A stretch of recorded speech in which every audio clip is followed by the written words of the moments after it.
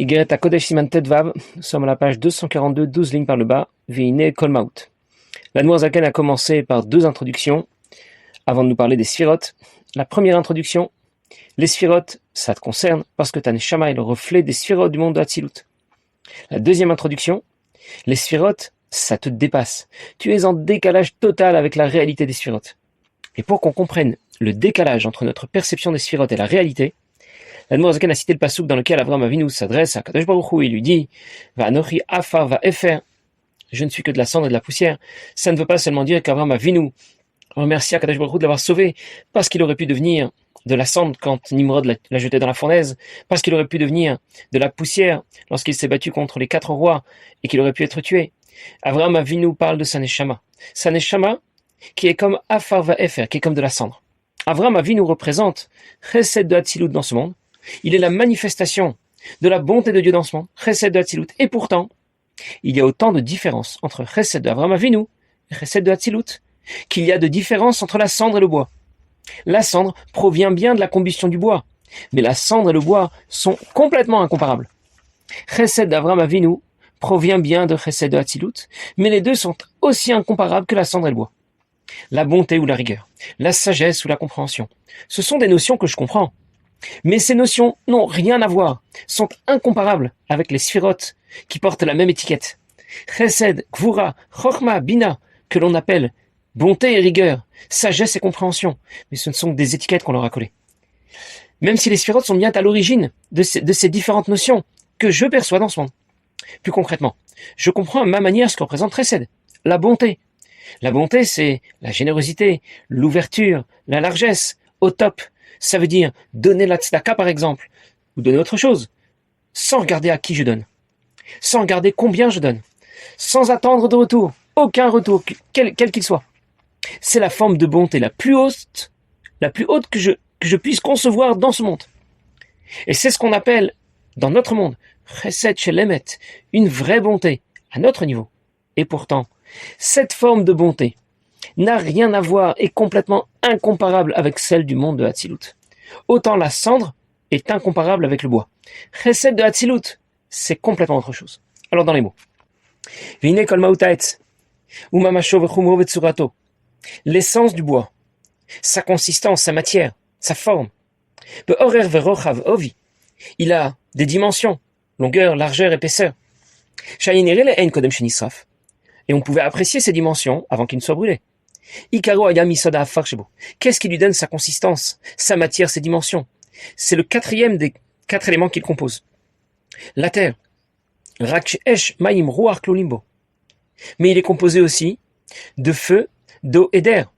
Ki afaru chumriyotam mikulan. Et la composante terre est beaucoup plus matérielle que les autres, que l'eau, le feu ou l'air.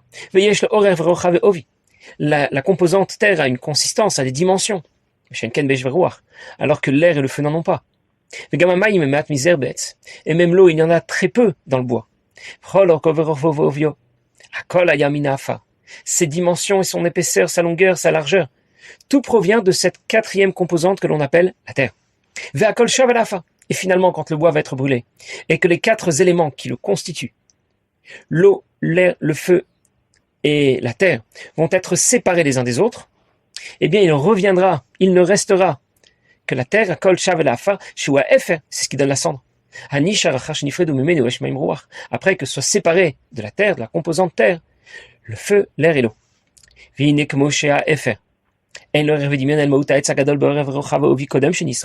aucune comparaison entre la cendre après que le bois a été brûlé et le bois avant qu'il n'ait été brûlé. Ni en quantité ni en qualité. Même si la cendre provient bien du bois. Et jusqu'ici, l'Admour Zaken développe le mashal, l'exemple qu'il nous présente, pour dire que la cendre et le bois sont incomparables, même si la cendre provient bien de la combustion du bois. Maintenant, il passe au nimshal, à ce qu'il veut nous expliquer à partir de cet exemple. Car de la même manière, Avraham Avinu alav hashalom a dit au sujet de la qualité de Chesed, qui rayonnait, qui brillait très fort à l'intérieur de lui, depuis sa neshama vers son corps. Il représente bien Chesed de Hatzilut, la sphira de Chesed du monde de Hatzilut, que qui se reflète dans sa neshama, Shaita Merkava Yona, qui était complètement effacé devant Akadosh Baruch Hu, comme on en a parlé déjà la dernière fois. Afalpiken Brita le Mata Litlabesh Begufo. Mais lorsque Chesed de Hatzilut se reflète, Chesed de Avram, et vient ensuite s'intégrer à un corps matériel, et alors elle va suivre un chemin terrible où les niveaux s'enchaînent l'un après l'autre. Alors Enimen Verech Maut Or Ava Meirbo, El Maut Or Ava Chesed Elion Shiba Hatzilut. Chesed qui brille, qui rayonne au sein d'Avraham Avinu, n'a plus rien à voir avec Chesed de Hatzilut. Et la Karev Edimion Maut Afar, Shenia Sefer, autant il y a de différences entre la terre qui devient de la cendre, la composante terre qui faisait le bois, qui est devenue de la cendre après sa combustion. El Moto Vechuto Kshaya Etz Nechmad Mare Vetov le Machal Derech Machal. Autant on ne peut pas comparer la cendre avec ce qu'était non pas seulement le bois mort, mais ce qu'il était avant d'être un bois mort, ce qu'il était lorsque ce bois était un arbre qui portait de bons fruits à manger. Et en vérité, la différence entre la cendre et le bois n'est pas encore à la hauteur de la différence qu'il y a entre Chesed dans notre monde et Chesed de Hatzilut. Cet exemple n'est pas encore à la hauteur de la réalité. Mais la Torah nous donne des exemples que l'on puisse comprendre. On ne peut pas comparer la cendre et le bois. On peut encore moins comparer la cendre et un arbre vivant qui porte de beaux fruits. Mais la différence entre la notion de Chesed, comme on la conçoit dans notre monde, et la sphère de Chesed dans le monde d'Hatzilut sont encore plus incomparables en réalité. La Torah nous donne un exemple seulement pour qu'on puisse le comprendre, mais la réalité dépasse cet exemple de très loin. Chesed de Hatzilut n'est pas du tout de la même trempe que Chesed de Avram. Ce n'est pas la même chose en plus grand, en plus fort. Ça n'a strictement rien à voir. Quand on donne un exemple, l'exemple ne correspond jamais parfaitement à ce qu'on va expliquer. Un exemple ne colle jamais parfaitement. Mais on retrouve une idée dans cet exemple qui peut être comparée au message que l'on voulait transmettre. C'est la même idée qui se décline à deux niveaux différents. Et on aurait pu faire l'erreur de croire que Chesed d'Avram, la notion de Chesed comme on la conçoit dans notre monde, c'est l'exemple de Chesed de Hatzilut. C'est la même notion qui se décline à deux niveaux différents. Chesed d'Avram Avinu serait le Mashal de Chesed de Hatzilut, qui serait le Nimshal. La deuxième introduction de l'Admor Hazaken dans Siman vient nous préciser que Chesed d'Avram, la bonté comme on la conçoit dans notre monde, et Chesed de Hatzilut, la sphère de Chesed du monde de Hatzilut, n'ont strictement rien à voir l'un avec l'autre. Avant d'apprendre ce Siman Tetvav, on aurait pu penser que le schéma des sphirotes, finalement, c'est un peu virtuel, mais c'est pas si compliqué. Je sais ce que représente la bonté ou la rigueur, la sagesse ou la compréhension. Et je vais simplement et naïvement appliquer ces notions au schéma des sphirotes. En réalité, notre approche et notre compréhension des sphirotes est complètement décalée par rapport à la réalité des sphirotes. En conclusion, nous allons parler des sphirotes. Mais ne pense surtout pas que tu vas tout comprendre. Ne pense surtout pas que tu vas savoir maintenant de quoi on parle.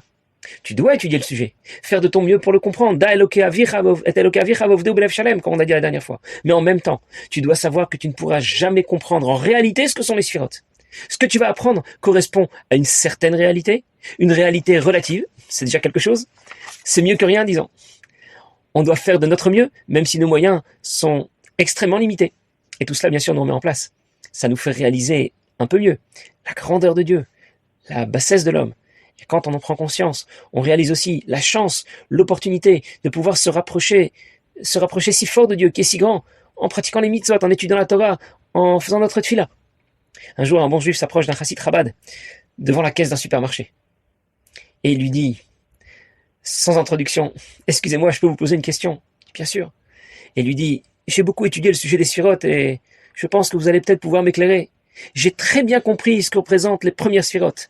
Chesed, la bonté, Gvura, la rigueur, Tiferet, l'association des deux, la composante entre les deux. Mais Netzach, Hod et Yesod, les trois sphirotes suivantes, je n'y arrive pas. Je ne comprends pas bien ce que ça représente. Vous pouvez peut-être m'éclairer ?» Alors il lui a d'abord expliqué ce que représente Netzach, Hod, Yesod. Nous aussi, nous allons en reparler dans la suite du Siman Tetvav. C'est la transition entre les premières émotions, Tiferet, Gvura, Chesed, et leur application en pensée, en parole, en action que représente Malchut. Nous en reparlerons plus tard. Mais surtout, il lui a ensuite expliqué qu'il n'avait absolument rien compris à la réalité des sphirotes, que les différentes notions qu'il pensait avoir compris sont complètement en décalage par rapport à la réalité des sphirotes. Ici se termine la deuxième introduction de l'Admor Hazaken. Alors je récapitule. Les sphirotes, tu dois d'abord savoir que ça te concerne, parce qu'elles sont le reflet du divin dans ta neshama. Et en étudiant le sujet des sphirotes, tu apprendras à connaître le divin, à connaître Akadosh Baruch Hu, à en savoir un peu plus au sujet de ta neshama. Et c'est ce qui te permettra de relever les défis de la vie, ce qui te permettra de bien te connaître pour savoir où sont les difficultés et comment surmonter ces difficultés. Mais les sphirotes, tu dois aussi savoir que ça te dépasse complètement, que tu es complètement en décalage par rapport à la réalité des sphirotes. Alors maintenant que tu sais tout ça, on va pouvoir commencer à en parler sérieusement. Veine, klalut ha'eser sphirot shebenishmat ha'adam noda lakol b'derech klal. Les 10 sphirotes qui sont un reflet, qui se reflètent dans les facultés de l'âme, de l'homme. Shamidot nechlakot b'derech klal les midot. On sait très bien qu'elles se subdivisent, on va distinguer 7 midot, les midot que l'on appelle 7 émotions différentes. V'chol prata midot sheba'adam bot ma'achat mizen midot elu. Ce sont 7 émotions de base qui sont à l'origine de toutes les émotions qu'un homme pourrait développer. Shen shoresh kol hamidot ou klalutan. C'est l'origine de toutes les midot. Les 7 midot sont à l'origine, 7 premières émotions de base qui sont à l'origine et qui vont composer tous les sentiments qu'un homme pourra développer. Et on va commencer par la première. Shen, midat a chesed le hashpia bligvul. Chesed, c'est donner sans compter, sans limite. Il ne s'agit pas seulement de donner de l'argent, je peux donner de mon temps, donner de mon énergie, peu importe, quoi que ce soit. Mais surtout, sans limite, ça veut dire sans regarder à qui je donne, sans regarder combien je donne, et sans attendre aucun retour. C'est la qualité que l'on trouve associée à la kdusha, à la pureté. En général, un animal kasher va être productif. Il donne quelque chose. La vache donne du lait, la poule donne des œufs. Un animal qui n'est pas kasher, en général, ne sera pas productif, il ne donne rien. Un moustique n'apporte rien, un lapin non plus. C'est la caractéristique que l'on trouve associée au klipot plutôt, à l'impureté, le fait de ne pas donner, de ne pas être productif. C'est pour ça que nous disons que les klipot dérivent, au plus bas, dérivent des gvurot. Mais la caractéristique de la kdusha, c'est plutôt chesed, le fait de donner. L'Agmara raconte dans Masechet Ta'anit que Rabbi Hanina ben Dosa était très pauvre. C'est une histoire très connue que l'Agmara raconte. Il était très pauvre et son épouse souffrait beaucoup de cette précarité qu'il y avait à la maison. Il n'y avait pas de quoi remplir le four pour faire cuire du pain. Et ils avaient une voisine qui était plutôt mauvaise et méchante, qui est un jour venue rendre visite à la femme de Rabbi Hanina ben Dosa pour voir ce qu'elle faisait cuire dans son four. Et juste pour la taquiner, pour l'embêter, pour lui faire remarquer qu'elle n'avait absolument rien dedans, elle lui faisait brûler simplement du lin pour faire un peu de fumée et donner l'impression qu'il y avait bien quelque chose à la maison, alors qu'en réalité il n'y avait absolument rien. Et Dieu a fait un miracle. Finalement, le four a été rempli de miches de pain. Puis la femme de Rabbi Hanina ben Dosa lui a dit: jusqu'à quand on va vivre dans cette précarité? Peut-être que tu pourrais prier et demander à Kadosh Baruch Hu qu'il nous aide, qu'il nous donne une petite avance sur salaire. Bien sûr, nous aurons une grande récompense dans l'Olam Haba, mais peut-être qu'il peut nous donner une petite avance. Alors Rabbi Hanina ben Dosa a prié, et effectivement, la Gemara raconte, une sorte de main est sortie du ciel, et on lui a donné un pied en or, le pied d'une table. Très bien. Rabbi Hanina ben Dosa a dit à sa femme: maintenant, tu vas avoir de quoi obtenir tout ce que tu souhaites, tout ce que tu désires. Et puis il a fait un rêve. Il en a parlé à sa femme. Dans ce rêve, il voyait tous les tzadikim qui étaient assis au Gan Eden. Chacun avait une table à 3 pieds. Et lui et sa femme, ils n'avaient qu'une table à 2 pieds. Alors il lui a dit: est-ce que tu souhaites vraiment que dans le Gan Eden, notre table soit bancale et que l'on se retrouve avec une table avec 2 pieds seulement? Alors la femme de Rabbi Hanina ben Dosa s'est ravisée et elle lui a dit: tu as prié pour qu'on te donne ce pied? Eh bien, prie maintenant pour qu'on le reprenne. Il a prié et une main est de nouveau sortie du ciel et la main a repris ce pied en or qui lui avait été donné. Et on explique, le premier miracle, c'est un miracle exceptionnel. Kadosh Baruch Hu, une main sorte du ciel et lui apporte quelque chose. Mais le deuxième miracle, c'est un miracle qui est encore plus exceptionnel. Parce que d'en haut, à Kadosh Baruch Hu, la Kdusha, du côté d'Akadosh Baruch Hu, Dieu donne, mais il ne reprend jamais. Et c'est la caractéristique de la mida de Chesed qui est la Hashpia Bligvul, de donner sans aucune limite. Alors nous verrons bien sûr que Chesed est bridé par Gvura, nous allons en parler la prochaine fois. La composante des deux, c'est Midat Rachamim, c'est le bon mix entre les deux sphirotes, celle qui représente la Kedusha, mais cette fois sans le risque que ce bien qui était trop grand ne vienne à dérailler, à avoir des conséquences fâcheuses. Le bon mix, ce sera Midat Rachamim, mais nous en parlerons la prochaine fois. Bezrat Hashem, passez une bonne journée.